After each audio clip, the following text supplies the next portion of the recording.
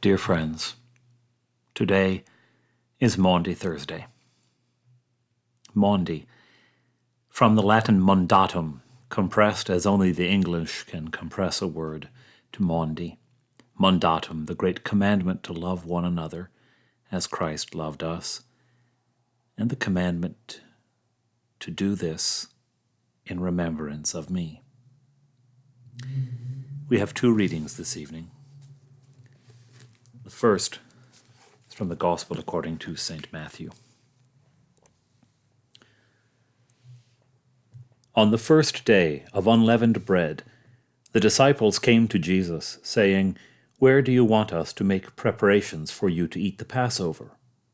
He said, "Go into the city, to a certain man, and say to him, 'The teacher says, my time is near. I will keep the Passover at your house with my disciples.'" So the disciples did as Jesus had directed them, and they prepared the Passover meal. When it was evening, he took his place with the 12, and while they were eating, he said, "Truly I tell you, one of you will betray me." And they became greatly distressed, and began to say to him one after another, "Surely not I, Lord." He answered, "The one who has dipped his hand into the bowl with me will betray me. The Son of Man goes as it is written of him. But woe to that one by whom the Son of Man is betrayed. It would have been better for that one not to have been born." Judas, who betrayed him, said, "Surely not I, Rabbi." He replied, "You have said so." While they were eating, Jesus took a loaf of bread, and after blessing it, he broke it, and gave it to the disciples, and said, "Take, eat, this is my body." Then he took a cup, and after giving thanks, he gave it to them, saying, "Drink from it, all of you, for this is my blood of the covenant, which is poured out for many for the forgiveness of sins. I tell you, I will never again drink of this fruit of the vine until that day when I drink it new with you in my Father's kingdom." When they had sung the hymn, they went out to the Mount of Olives. Then Jesus said to them, "You will all become deserters because of me this night. For it is written, I will strike the shepherd, and the sheep of the flock will be scattered. But after I am raised up, I will go ahead of you to Galilee."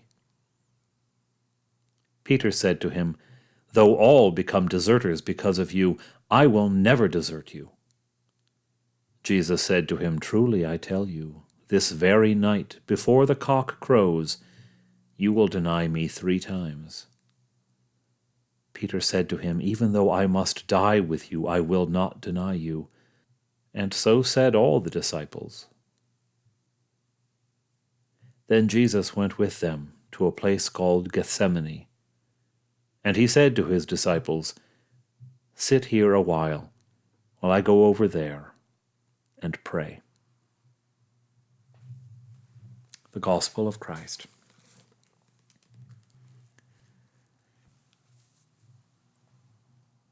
It is on this day in Holy Week that we commemorate a great gift that was given to us.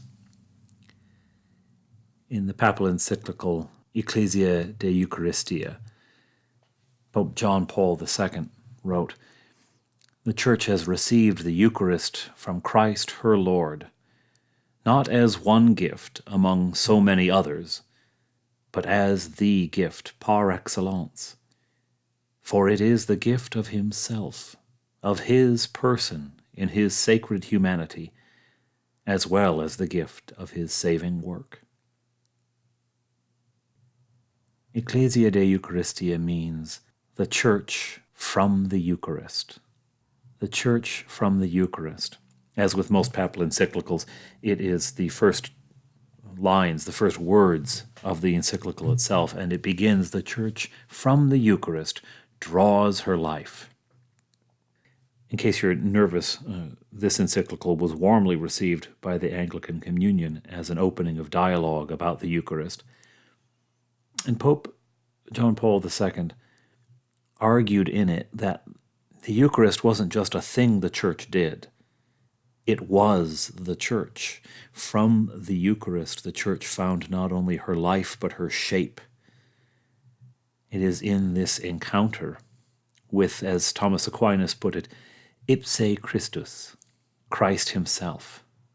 Aquinas said that Jesus' power was at work in all of the sacraments, but it was Christ himself on the altar in the sacrament of the Eucharist.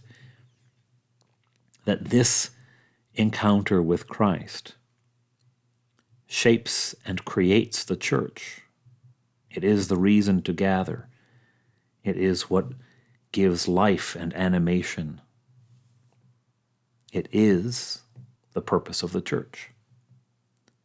And so, right now, unable to gather, unable as a community to celebrate the Eucharist and to share in this sacrament, this encounter with Christ, this is a painful place to be, especially on Maundy Thursday.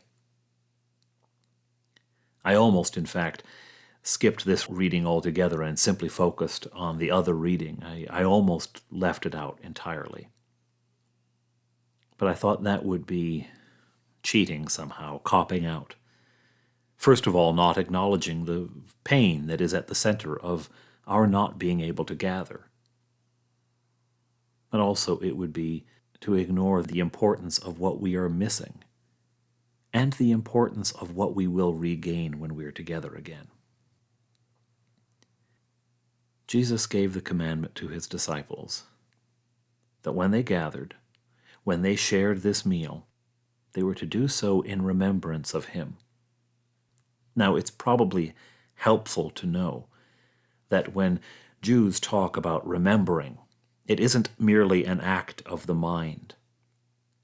Moses, speaking to the people just before they were to make the cross over the river Jordan without him into the promised land, he told them, "Remember how the Lord brought you out of Egypt." He was speaking to a generation who'd never been to Egypt. That generation had died on the road in the 40 years wandering. The generation he was speaking to didn't know Egypt at all. They'd never been there. But it was in the collective memory of their people. And every time Jews celebrate the Passover, they are, in a sense, in Egypt again, experiencing for the first time the Passover of the Lord. And so when Jesus speaks of remembrance, especially in the context of the Passover meal, it isn't an act of the mind.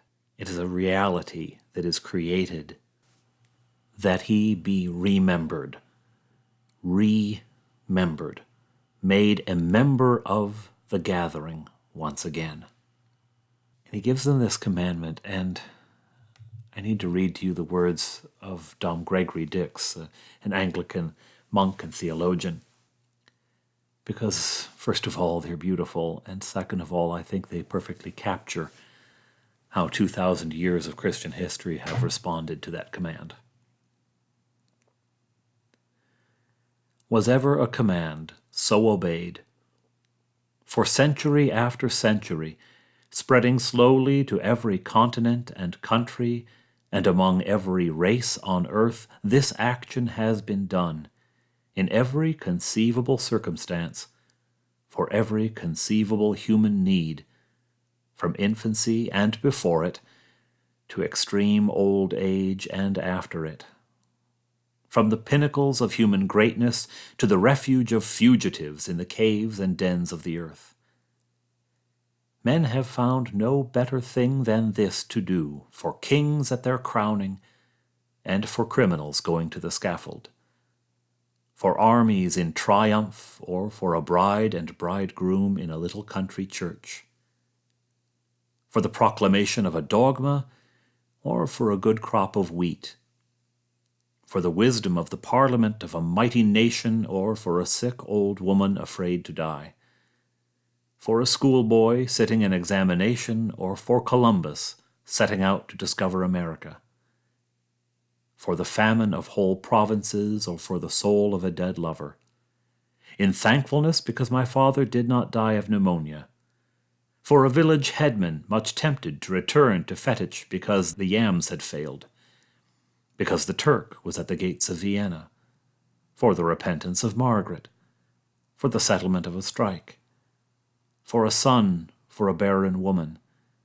For Captain So-and-so, wounded and prisoner of war. While the lions roared in the nearby amphitheatre. On the beach at Dunkirk. While the hiss of scythes in the thick June grass came faintly through the windows of the church. Tremulously, by an old monk on the 50th anniversary of his vows. Furtively, by an exiled bishop who had hewn timber all day in a prison camp near Murmansk. Gorgeously, for the canonization of St. Joan of Arc, one could fill many pages with the reasons why men have done this, and not tell 100th part of them.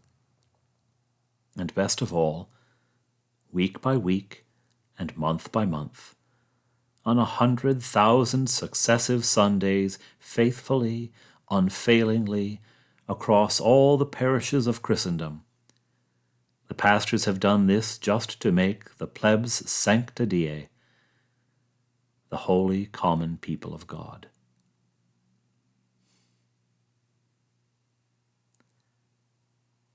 Therein is what we are missing. Therein is what we long for. And I hope, I dearly hope, that when you hear those words, it creates in you a hunger that when we come together again and do celebrate this great sacrament, gifted to us by Christ on this night, I hope that it inspires you to celebrate it with such joy and with such passion. After the meal, Jesus took his disciples out to the Garden of Gethsemane. And there he prayed and asked them to sit vigil with him as he prayed. And they fell asleep. They fell asleep because they were human and because they were tired and because Jesus had to face it alone.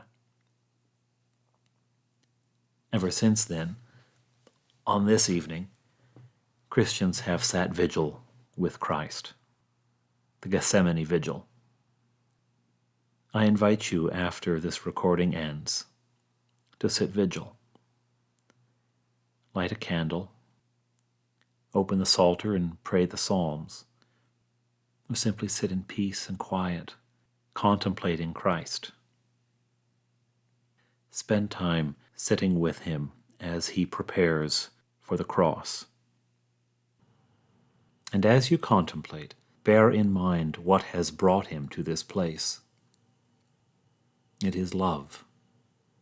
At any time, he could have escaped these circumstances, but he comes here for love. It is for love that he dies upon the cross. It is for love that he lets himself be beaten. It is for love that he allows himself to be betrayed. It is for love that he came to be born as one of us to begin with. And so, as you pray, contemplate love. Jesus said, "Little children, I am with you only a little longer. You will look for me, and as I said to the Jews, so now I say to you, where I am going you cannot come. I give you a new commandment, that you love one another. Just as I have loved you, you also should love one another. By this everyone will know that you are my disciples, if you have love for one another." Stay well, stay safe, keep the faith, and God bless you. May Christ's peace be with you this evening.